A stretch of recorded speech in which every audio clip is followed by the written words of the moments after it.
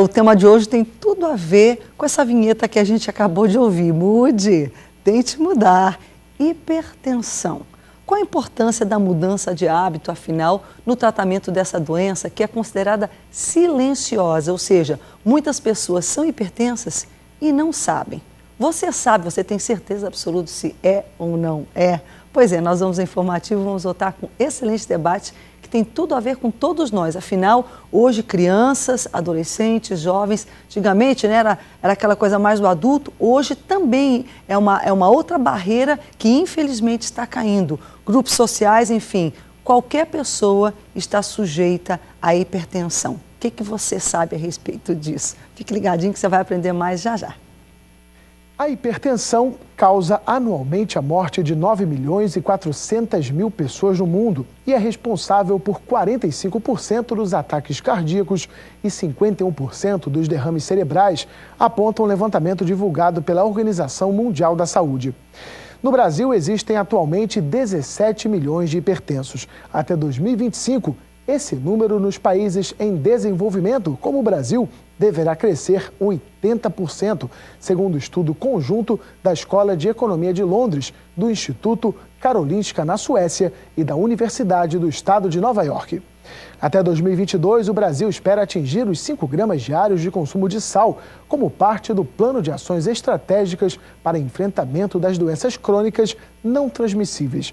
A indústria de alimentos também aderiu ao objetivo e assinou um termo de compromisso com o Ministério da Saúde para estabelecer um plano de redução gradual na quantidade de sódio presente em 16 categorias de alimentos. Conosco hoje para debater esse importantíssimo tema, que é relevante para simplesmente, acho que todas as pessoas, ninguém hoje em todas as idades, em todas as classes sociais, todo mundo tem que estar atento. Isa Bragança, que é cardiologista e especialista em atividades físicas.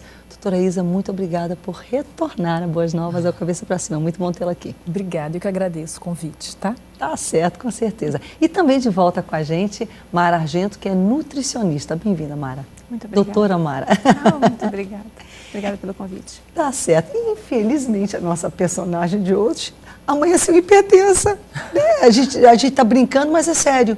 Realmente, a gente sempre procura ter no programa uma personagem e ela amanheceu hoje indisposta, justamente com questões relacionadas à hipertensão. Então, a gente vê que pode ser algo que, embora que inicialmente seja silencioso, finda acarretando sintomas ou situações que podem efetivamente afetar a qualidade de vida, a atividade da pessoa. Mas vamos lá.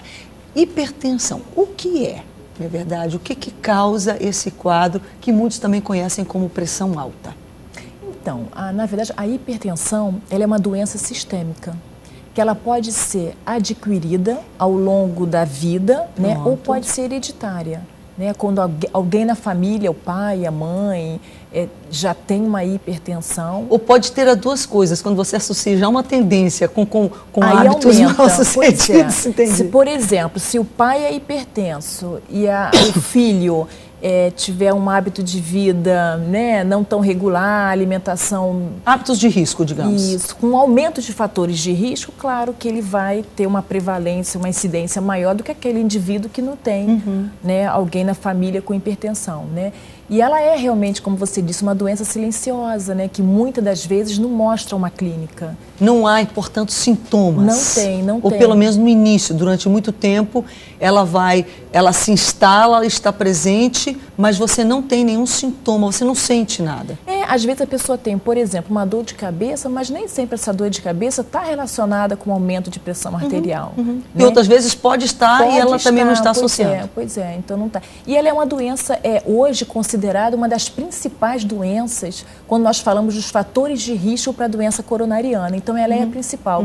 E é também uma doença muito importante dentro da saúde pública, devido ao seu grau maior de incidência, de prevalência. Entendi. E interessante, eu estava olhando a pesquisa e também pela vivência, enfim, a gente, né, pelas experiências que a gente tem com parentes, por exemplo, daqui a pouco eu vou falar um pouquinho, inclusive, sobre os meus pais, a gente percebe que ela tem tratamento, mas ela demanda uma adesão ao tratamento, ou seja, a pessoa tem que efetivamente, por exemplo, quando a gente está com, às vezes, uma gripe, que é uma doença muito menos séria, uma doença boba, até uma virose, mas aquela gripe, ela causa dor de cabeça, dor no corpo, coriza, você se sente mal. Né? Então você vai e você toma um remédio, porque você tem um sintoma que te incomoda, que te causa mal-estar, você está com febre, aquilo, né? Você isso fica te todo quebrado. A adesão, né? Isso. Então você fala, ai não, eu quero me livrar desses sintomas. Então, para me livrar daqueles sintomas, eu vou e tomo um remédio. Mas e quando eu não tenho sintomas? Só que eu estou correndo, de fato, risco.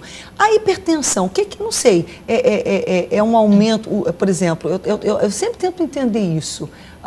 Quem sabe o nutricionista também pode ajudar. O que nosso sistema sai errado para que a pressão suba? Então, o que é hipertensão, né? Assim, didaticamente falando, para as pessoas poderem entender. O nosso corpo é feito de vasos, né? Como se fossem mangueiras, né? Então, todo fiado, todo um sistema. É de mangueira. Mangueira que leva o sangue para todo o organismo, que recebe o sangue para entrar no coração. Distribui o oxigênio, os nutrientes pelo sangue. Vai o oxigênio distribuindo tudo. Existe uma pressão ideal dentro das nossas mangueirinhas, que são os nossos vasos. Só para exemplificar, então, você está lá lavando o seu carro, ai, mas essa água hoje está tão fraca, a pressão... Aí você aumenta. Daí você vai lá e aumenta para poder a água sair com mais força. Então, essa pressão que o sangue corre dentro das vezes, é disso que você está falando. Então, só que essa mangueirinha você aumenta para poder ter pressão para lavar o carro. Mas se você aumentar demais, ela vai estourar. Vai.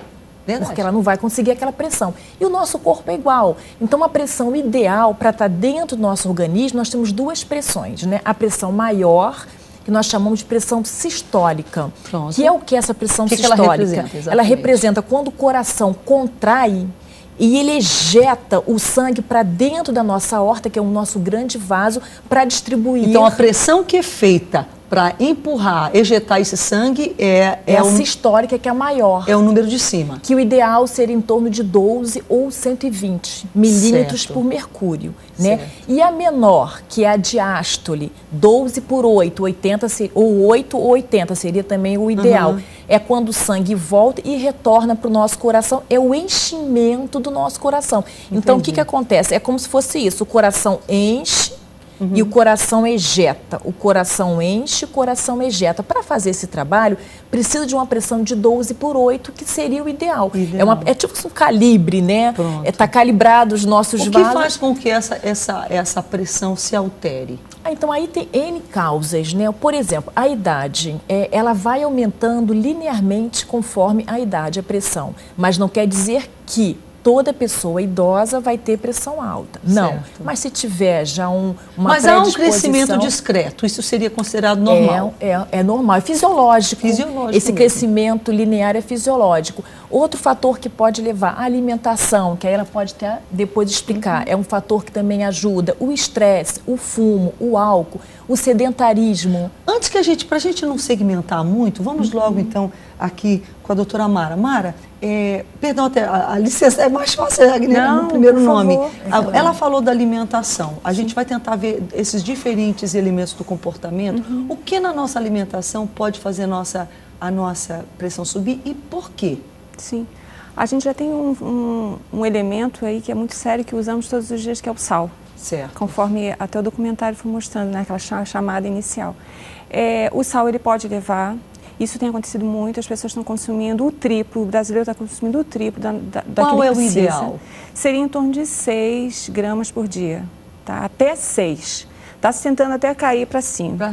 Tá? Seria uma hoje, colher então, de chá. há brasileiros que consomem até 15 gramas, digamos. Sim, exatamente. O brasileiro está consumindo até o triplo. Só que isso faz com que haja maior quantidade de sódio, que é o sal, um dos componentes do sal, e na corrente sanguínea. Como tem muito sal, muito sódio na corrente sanguínea, tem que ser diluído esse sangue, então entra muita água. Então, aquele calibre, ele continua do mesmo tamanho, só que agora ele tem mais água ali dentro. Então, com isso, aumenta a pressão arterial. Isso pode levar... Realmente, o sal faz a gente reter água. Então, há essa retenção também dentro do sistema circulatório e aumenta a pressão. Aumentando a pressão arterial. É tão fácil de entender, é só mais água, pronto. Exatamente. É preciso... Diminuir o sal, a tendência é diminuir a água, diminuir a pressão. Normalizar essa quantidade de água, tá? Além disso, a gente tem produtos que têm uma quantidade maior de sal. Então, é um outro elemento. Os industrializados têm uma grande quantidade de sal. Um tabletinho que as pessoas utilizam num tempero, resolvem fazer um tempero utilizando material industrial. Então, utilizando o tempero industrial, aquele tabletinho de caldo de carne, caldo de galinha, ele tem sódio, 80% do sódio que nós precisamos ao longo do dia. Um tabletinho. Quer dizer, aquela massa, o macarrão instantâneo, ele tem 70% do que nós precisamos. Um pacotinho. Uma pessoa senta e come um pacotinho daquele, nem fácil. Exatamente. Então, a pressão arterial vai subir. Sem falar na questão do colesterol. Quer dizer, alimentos com uma grande quantidade de gordura, alimentos... Por que a gordura faz a pressão subir? Ela também é uma questão de Exatamente.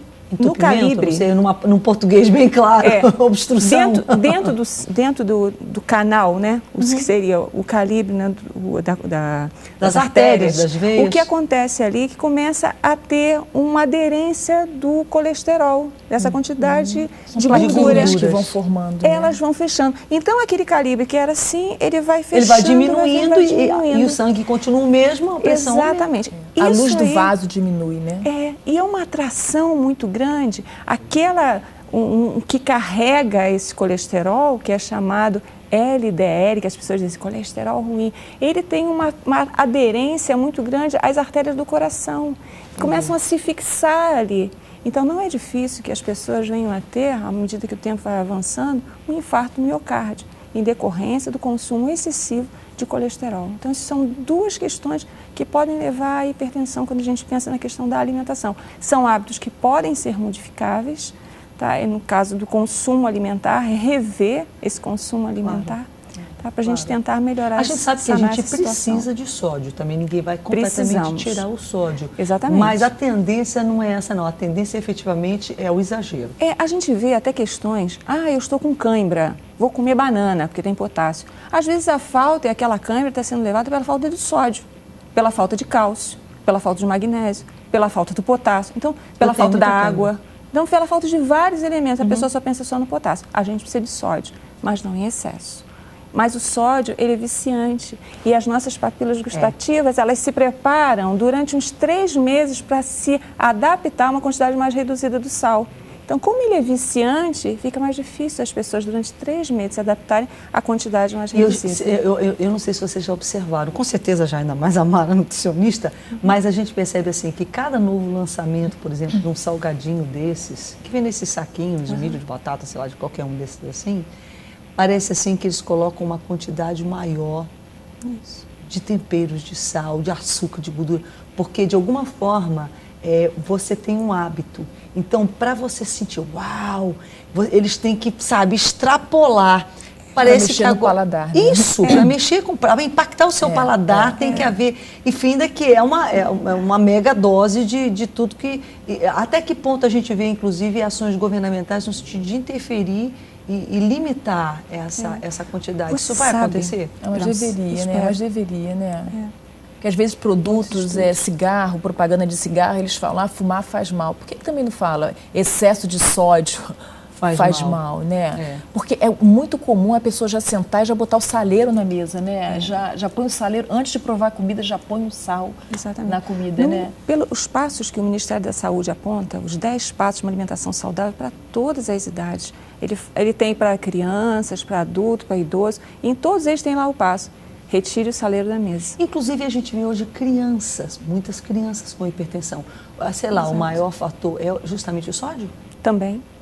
A alimentação em geral. Aqueles fast food, é muita alimentação. Porque não é só o sal, a gente pensa que é só o saleiro, mas a comida condimentada, a comida industrializada, ela contém muita gordura, já tem sódio, já vem dentro, né?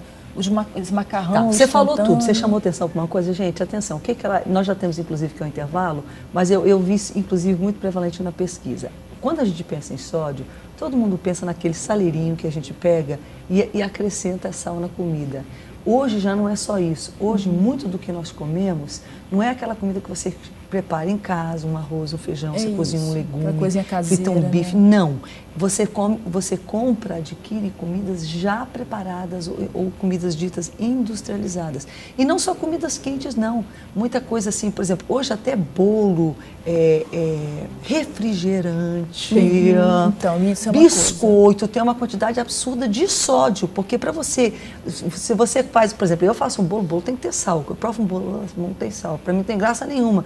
Claro que você não pode exagerar. Por quê? Porque o sódio, ele realça o sabor. Então a gente percebe que hoje há uma quantidade muito grande de sódio. E o brasileiro está comendo muito isso, comendo muito fora essas comidas. Então, a gente trabalha fora, né? Antigamente é diferente, assim, em casa tinha comida caseira, hoje em dia é muito mais fácil, muito mais prático esse mundo até moderno. Mais barato. É de você ir na rua e comer, só que o tempero é diferente, não é o tempero caseiro. Entendi. Isso, refrigerante, é uma coisa que a criançada inteira toma refrigerante. E tem muito sódio. Aí vem aquela coisa, mas é zero, não me engorda, não tem açúcar, não tem nada. 2 litros, zero. Imagina. É o mesmo que se tivesse consumindo a metade de um comum, próximo disso, entendeu? É mesmo? É meio enganação isso. E a quantidade de sódio que tem ali dentro. Dito assim, não tem nada. Então, como as pessoas engordam? E ela só consome zero. Outra coisa que a indústria fez, né, é modificar o tipo de gordura para ela ser mais palatável, para as pessoas gostarem mais. Então, tem a gordura trans. Tem um pacote de biscoito, tá, que as crianças amam.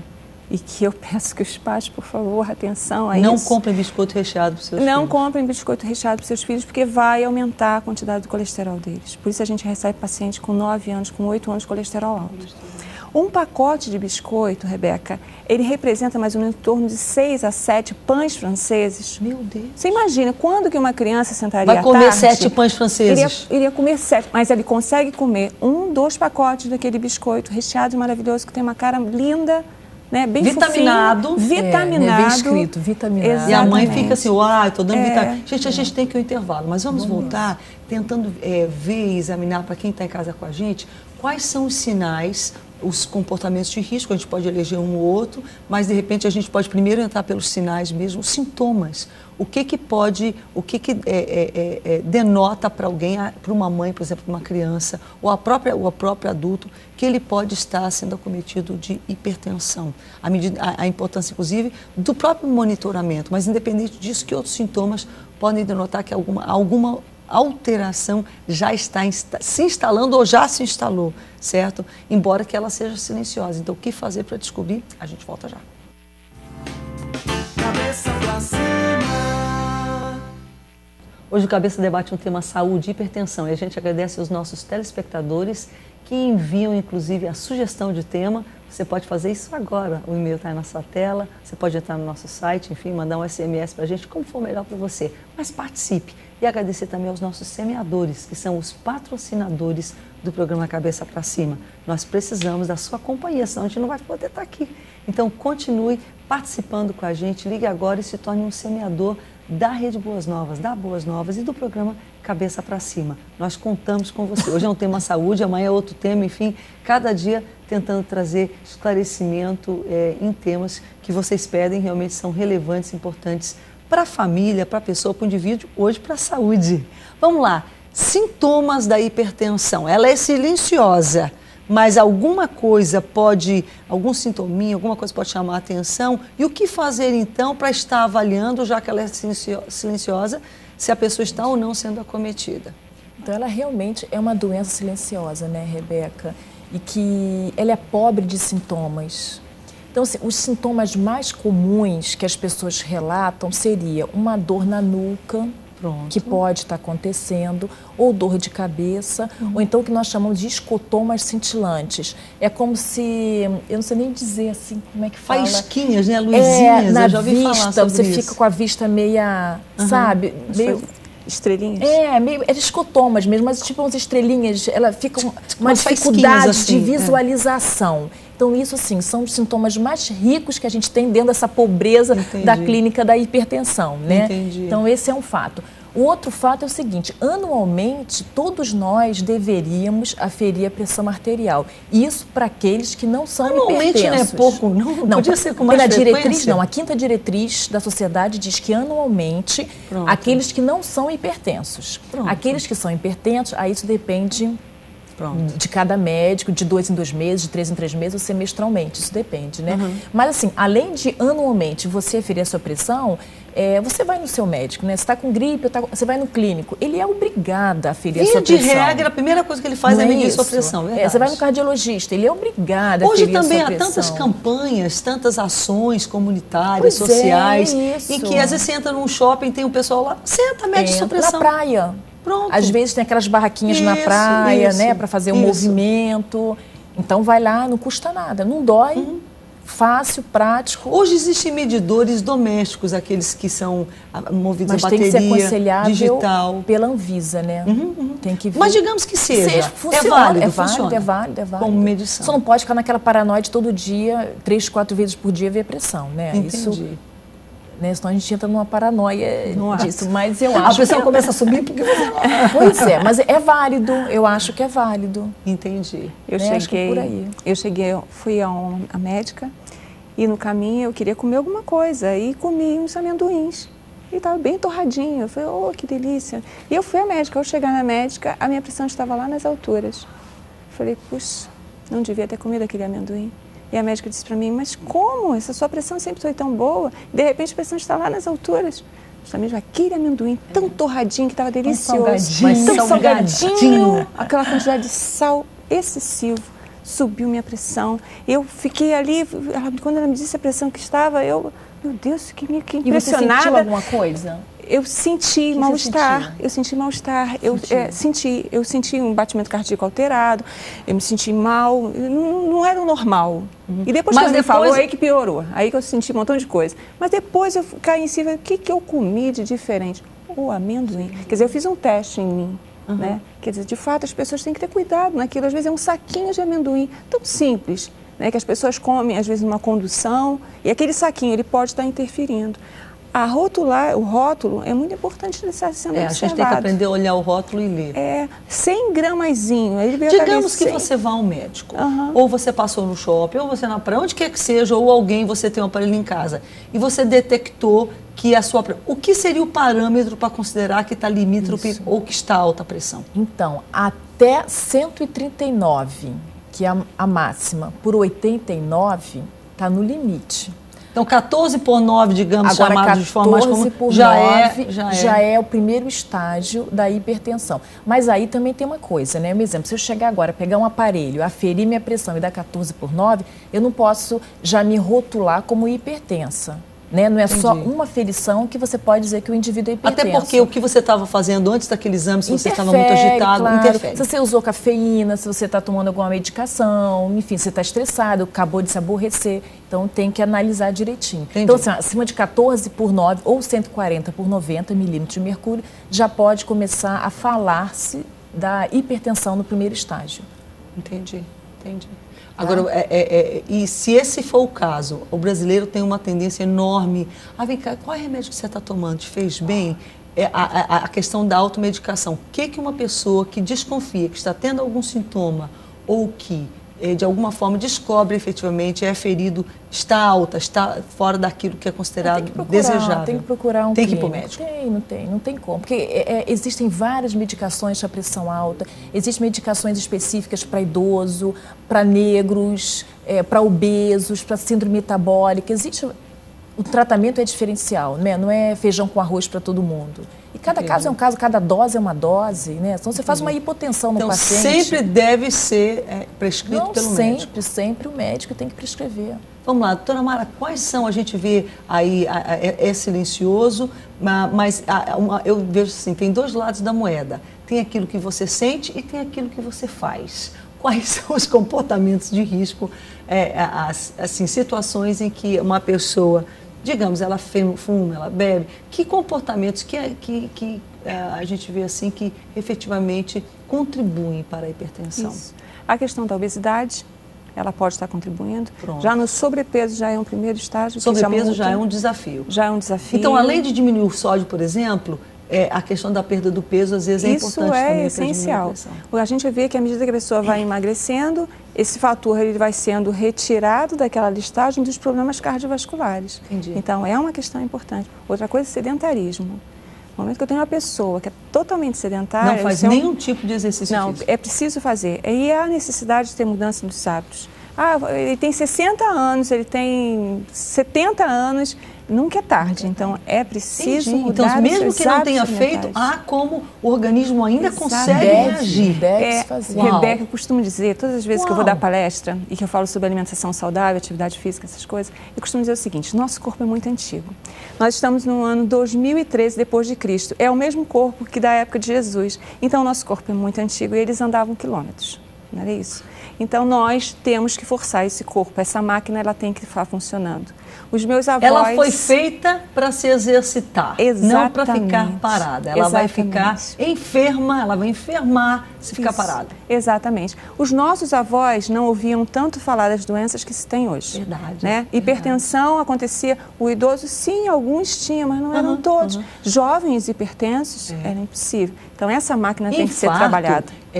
AVC, o chamado mais comumente derrame, era uma coisa que existia, mas não como é hoje. Hoje é demais. Exatamente. Hoje é uma epidemia. Então, outra coisa, o fumo, está se tirando. O cigarro é uma droga, assim como todas as outras drogas que existem. Elas alteram totalmente o organismo e fazem com que essa pressão arterial seja modificada. Então, outro hábito o é álcool também. O álcool, como a Isa está falando. As pessoas dizem assim, vou tomar um copinho, um cálicezinho de vinho. Já escutei pessoas comentando, não, um cálicezinho de vinho é muito necessário. Toma um copo de suco de uva, bem concentrado, que também vai ser saudável, que vai ser bom para o coração, que vai ser bom com a proteção contra o câncer.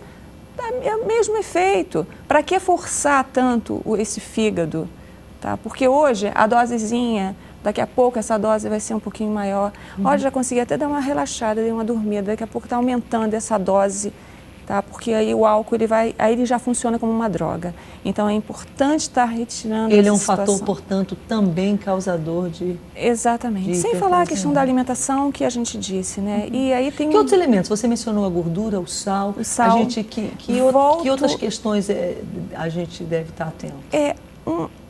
Posso voltar ao sódio? O sódio, ele pode levar, o excesso desse sal, ele pode estar levando até a cegueira. Como a Isa falou sobre essas coisinhas assim, sim. Né? O excesso desse sal pode levar à hipertensão, que pode chegar à cegueira. Muitos não sabem disso. Né? Existe, inclusive, a pressão dentro do olho, né? Que tem que ser controlada, né, Isa? É uma coisa muito importante. Então, tem vários e vários fatores em que as pessoas têm que mudar, e são fatores modificáveis. A idade, o sexo, a hereditariedade, não tem jeito. Mas se a gente conseguir deixa eu te fazer uma pergunta, doutora Mara, que eu percebo que às vezes a gente pensa na alimentação só naquilo que a gente come e não naquilo que a gente deixa de comer. Né? E eu percebo que hoje a gente vive num país, basicamente, há exceções assim. Mas assim, em muitos lugares, sei lá, a gente tem as ceasas, tem os mercados, tem as feiras, há aquilo que você deve evitar porque faz mal, mas há aquelas comidas que você deve comer porque elas te fazem bem e ajudam a equilibrar. Exato. Então, qual a importância das verduras, das frutas, dos grãos, da aveia, por exemplo, que é uma coisa barata, fácil de adquirir, né? Dos cereais, pronto. Os cereais integrais, que aí a gente pensa no pão integral, a gente pensa também nos folhosos, que são as fibras, que é onde a gente vai buscar maior quantidade de fibra. Essas fibras são importantes para diminuir o colesterol. E com isso, elas conseguem fazer com que caia essa quantidade de colesterol, aumentando também um tal de um colesterol bom, que ele vai estar favorecendo a limpeza das artérias, que também ele é resultante da atividade física, no momento que eu faço. Então não é só cortar o sal, é também introduzir as fibras. Então, os folhosos, as cascas das frutas, as cascas das sementes, as leguminosas, feijão com casca, tá? Então, são coisas que são importantes. Retirar a carne vermelha, não necessariamente carne vermelha é importante, desde que seja uma carne magra. Magra, não comer a gordura. Não comer a gordura. Tirar a pele do frango. O peixe é muito importante, peixe de água gelada é muito bom. O peixe, de um modo geral, ele é muito bom. Alguns peixes em especial, eles são separados, tem o ômega 3. Ômega 3 que a gente... sardinha tem ômega 3? Tem muito sardinha. ômega 3. Olha aí, Muito que é um cálcio peixe também, bem né? mais... Tem. Que é um peixe acessível, porque você fala no salmão, e geralmente o salmão que às vezes até chega aqui no Brasil, é aquele salmão que a gente sabe que é de granja, chamado, de criadouro. Então ele já não tem aquela quantidade de ômega 3, por exemplo, que o salmão original das águas geladas tem. Mas a sardinha tem. A É um sardinha, peixe mais acessível. o atum, a gente consegue. Até o de lata? Corvina, sim, a gente consegue também. Tem aqui na água e sal, né? Água Atum. e sal, isso mesmo. E tem aquele outro atum que é oleoso, Eu né? sei, mas aquele tem que estar e na sal. água, que ele vem com menos sal. Exatamente, eles são bastante benéficos. O óleo de peixe, quem tem possibilidade de estar adquirindo, eu era criança, a mãe dava pra gente óleo de fígado de bacalhau. Coisa horrível. Mas hoje a gente vê que existem já algumas outras formas, né, que são bem mais saudáveis. Esse óleo de peixe sendo encaminhado em outro tipo de veículo. Eu acho que as pessoas têm que aprender a comer também, sabe? Porque eu acho que fica certeza. muito aquilo, arroz, feijão e uma carne, sabe? Eu acho que tem que introduzir os vegetais, os legumes, os cereais, os certeza. integrais. E né? se elas comerem, digamos, arroz, feijão, uma carne, antes disso você ia comendo pizza, hambúrguer, batata frita. Antigamente, muitas vezes até comiam dessa forma e era Às melhor... vezes troca uma refeição por um sanduíche. Isso. Daí que é realmente cruel. Nós vamos ao intervalo, mas eu gostaria de retornar falando sobre a consequência da hipertensão. Né? Quais são as doenças causadas, quais são os grupos de risco? Parece que há alguns grupos que são mais susceptíveis. E em termos de saúde pública no Brasil, onde é que a gente vê uma prevalência maior da hipertensão? E por que pessoas têm essa dificuldade da adesão ao tratamento? E qual é a consequência da não adesão? A gente volta já. Cabeça pra cima. Cabeça pra cima hoje está debatendo hipertensão, um tema super importante. A gente vê que, eu fiquei assustada de saber hoje, crianças, não é verdade? E claro que de alguma forma, com a terceira idade ou a melhor idade, ela traz também já de uma forma mais fisiológica, né, a presença da hipertensão que carece. Mas hoje a gente já vê isso acontecendo com a criança, então a importância de pais, de cuidadores estarem realmente alertas e cada um com a sua própria saúde. Mas antes da gente voltar ao nosso tema, vamos ouvir um recadinho que eu tenho para você da Rinodê.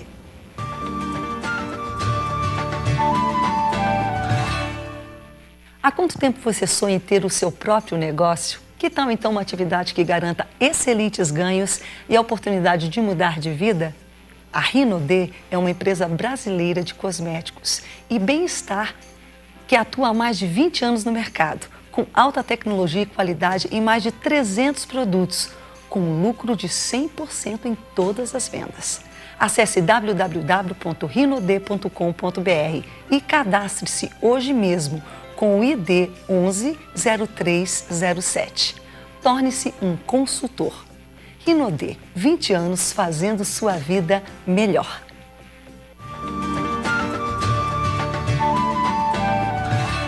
Dica para os nossos telespectadores que precisam de uma renda adicional, né? Sempre tem uma forma da gente fazer isso. Vamos lá, hipertensão, a gente ficou de ver quais seriam então as consequências. Digamos que alguém é silencioso, a pessoa, eu tenho uns sintomazinhos, ou ela mediu, sabe? Mas ela não tratou. E às vezes até a pessoa foi ao médico, fez todo um levantamento, ficou diagnosticado e visto que ela tem, tomou a medicação um período, parou de sentir algum sintoma, eu estou bom já, parou. Essa pessoa, mas claro que a gente sabe que a não ser que ela tenha feito mudanças drásticas de hábito, perda efetiva de peso, uma mudança no hábito alimentar, enfim, e continuou controlando para saber se de fato desceu ou não, só descansou na sensação que ela está tendo, porque às vezes realmente não há sensação. Qual é a consequência? O que pode acontecer com uma pessoa que tem hipertensão e que não sabe ou que mesmo sabendo não está tratando, não aderiu ao tratamento?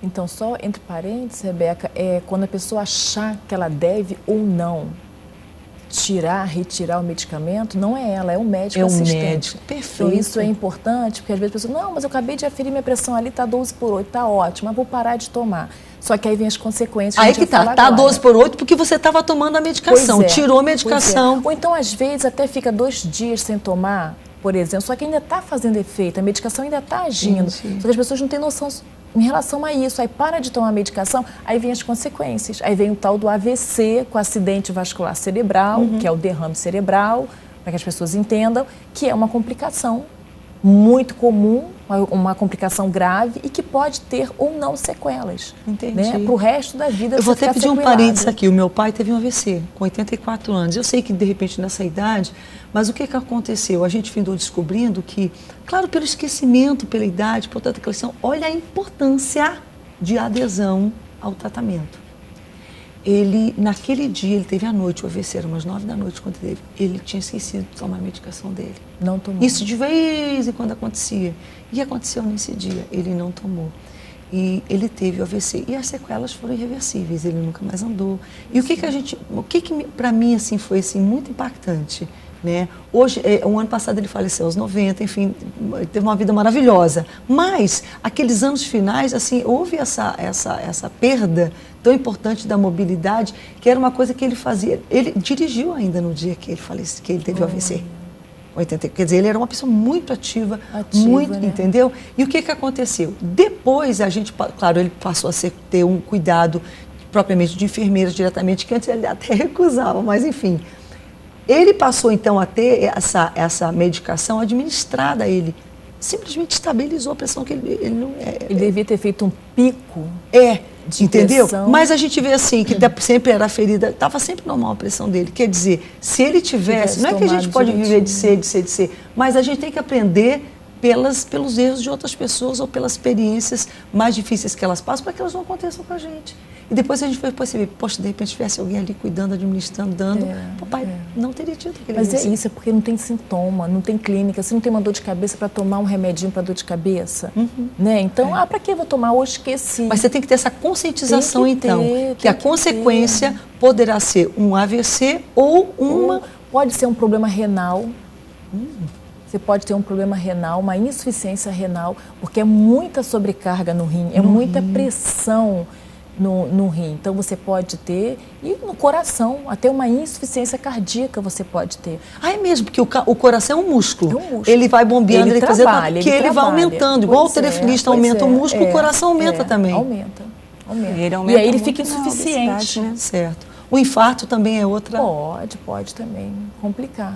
Pode ser uma das complicações. E muitas então, pessoas, assim, uma das coisas que a gente percebe, assim, pessoas às vezes, inclusive, que tem uma morte até muito precoce, pessoas que morrem novas, né, de infarto, 40, 50, 60 anos, hoje parece que está cada vez mais comum.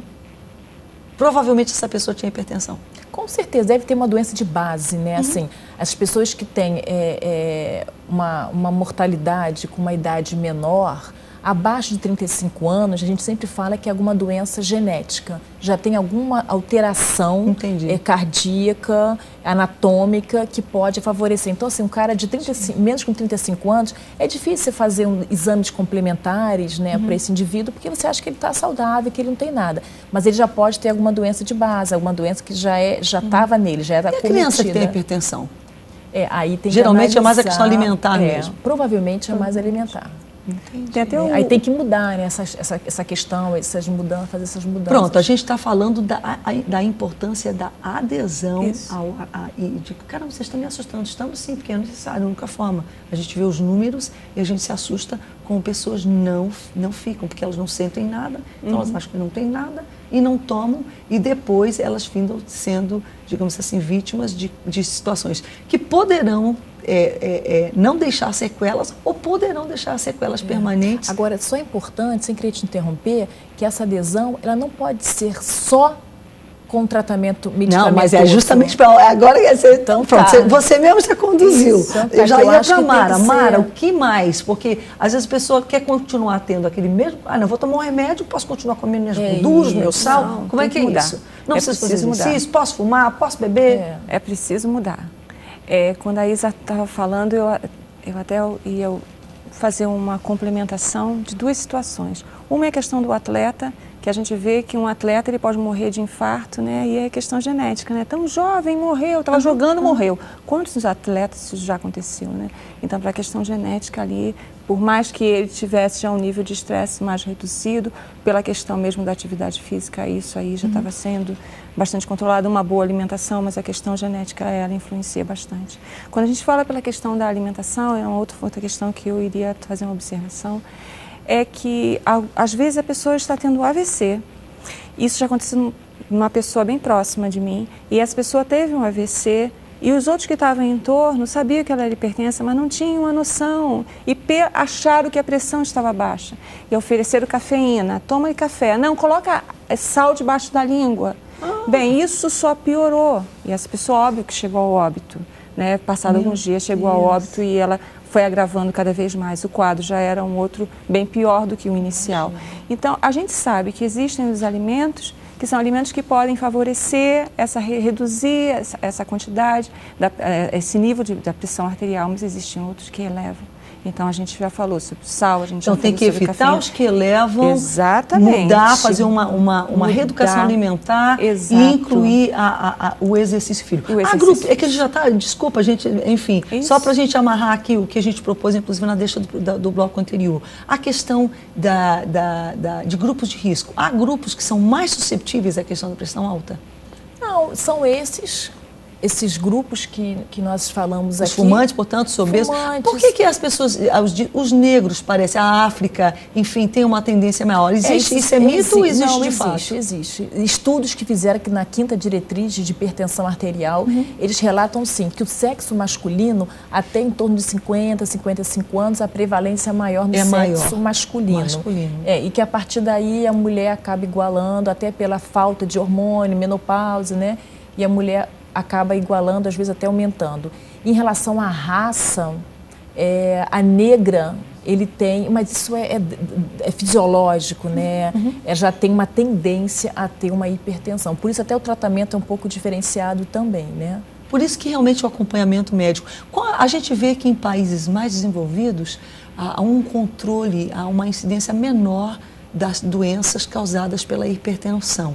Isso aponta provavelmente, então, justamente a esse cuidado, esse acompanhamento médico e justamente a informação que leva a pessoa a aderir ao tratamento. Esse fator socioeconômico é um dos fatores que influencia muito. Entendi. Não só na hipertensão, mas como na diabetes, como na obesidade, influencia muito. E nós temos uma prevalência muito alta aqui no Brasil, né?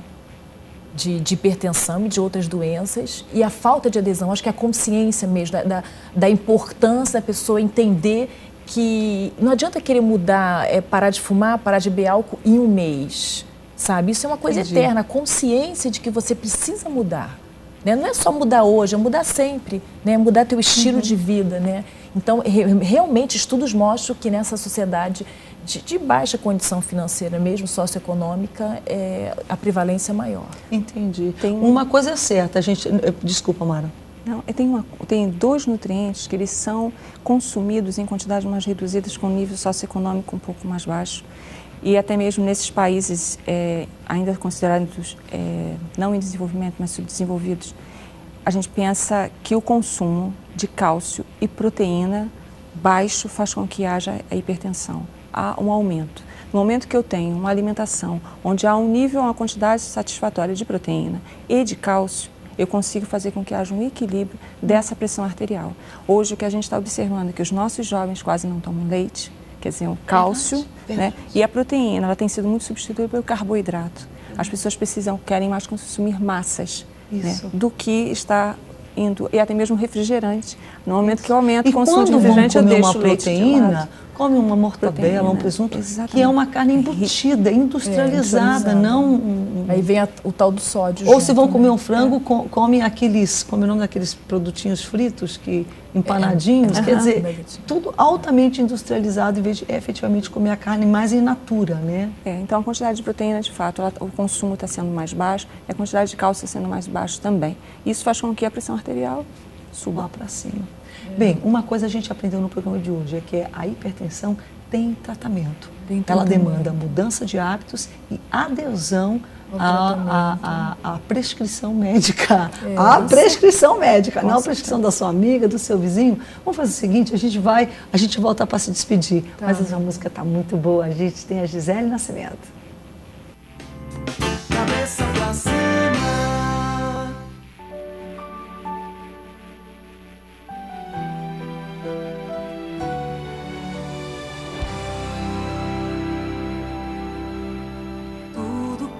Senhor me prometeu, Ele vai cumprir, eu eu sei, Ele vai cumprir, eu sei. Creio nas promessas do meu Deus. Ele é fiel, eu sei. Ele é fiel, eu sei. Quando vem a noite da vontade de chorar, a tristeza tenta, a esperança me rouba. É o coração cansado de viver, a frustração de esperar. Mas Deus não vai deixar que o tempo possa sufocar. Preciso aprender a confiar e esperar. Deus não se esqueceu de tudo que um dia te prometeu. Ele vai cumprir. O sonho não acabou, o tempo já começou. Estou vivendo tudo que Ele preparou. O sonho não acabou, meu Deus realizará. Sua palavra é certa, eu posso confiar. Preciso esperar. Deus determinou o tempo de buscar e de perder. Deus determinou o tempo de nascer e de morrer. Quero lembrar daquilo que esperança me dá. Vou plantar, vou colher, vou vencer. O sonho não acabou, o tempo já começou. Estou vivendo tudo que Ele preparou.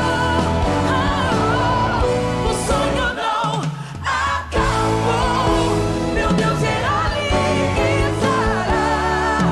Sua palavra é certa, eu posso confiar. Preciso esperar.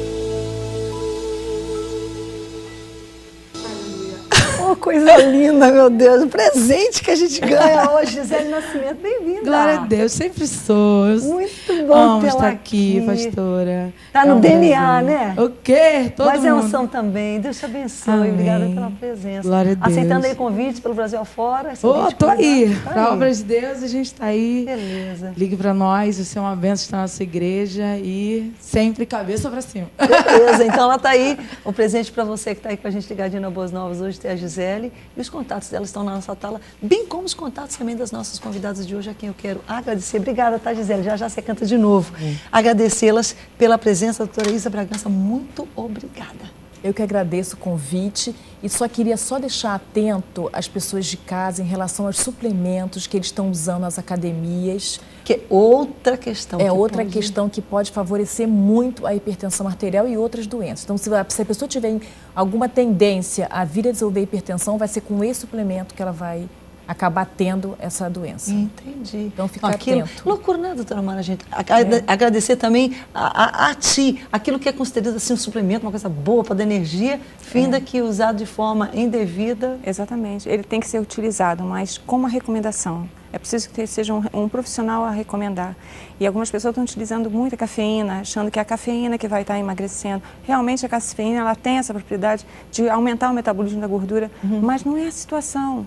Eu acho que é importante esperar Espera esse Entendi. corpo, começa a trabalhar Ela esse aumenta corpo. isso, aumenta o metabolismo, mas aumenta a pressão também. Aumenta a pressão arterial. E esses suplementos têm uma quantidade grande de sódio. Não vale a pena a gente tentar, não. Vai de acordo com a música, né? Esse louvor maravilhoso que diz aí, o tempo não acabou, vamos esperar. Vamos esperar, então vai ser gradativo o ganho que eu vou ter do meu corpo. Né? Um ganho de uma massa saudável, muscular real. saudável. E que ela não vai acabar. A gente tem a creatina, que ela só mascara aquele músculo, tá? E se tirar a creatina, ele murcha. Então vamos esperar, vamos construir um corpo saudável para eu ter sempre esse corpo bonito e saudável. Não uma bolha que Não. chega, puf, estoura, porque Exatamente. a pressão está grande demais. Enfia um alfinete. Valeu, gente. Acabou. Um abraço a cada um de vocês ligados com a gente. E claro, a gente termina o programa com a Gisele.